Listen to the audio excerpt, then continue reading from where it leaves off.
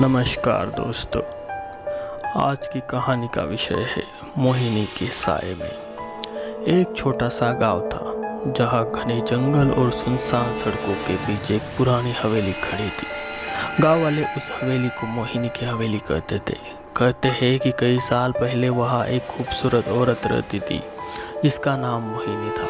उसकी सुंदरता ऐसी थी कि कोई उसे देखकर मंत्रमुग्ध हो गया था, लेकिन उसकी हंसी के पीछे एक भयानक रहस्य छुपा था।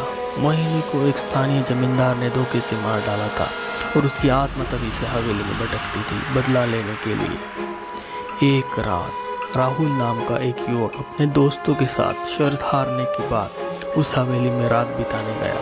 गांव वालों ने उसे चेतावनी दी थी, रात को मोहिनी की आत्मा जागती है, वो पुरुषों को अपनी मधुर आवाज़ और सुंदरता से निभाती है। और फिर लेकिन राहुल ने इसे मजाक समझा।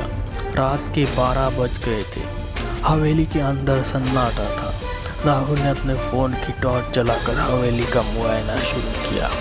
पुरानी दीवारों पर धूल जमी थी और हवा में अजीब सी गंध आ रही थी। उसे दूर से किसी औरत की हंसी की आवाज़ सुनाई दी। हंसी इतनी मधुर थी कि राहुल का दिल धड़कने लगा। उसने सोचा शायद कोई मजाक कर रहा है। कौन है वहाँ? उसने आवाज़ लगाई, लेकिन जवाब में सिर्फ हंसी तेज हो गई।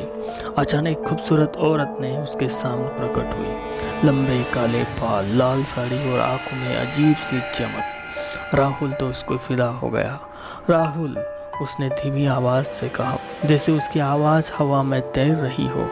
राहुल स्तब्ध हो गया। तुम कौन हो? तुम मेरा नाम कैसे जानती हो? उसने डर के पूछा।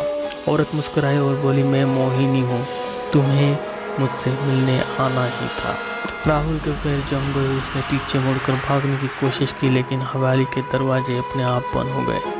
मोहिनी की हंसी अब भयानक लग रही थी। उसकी आंखें लाल हो गई, उसका चेहरा धीरे धीरे बदलने लगा।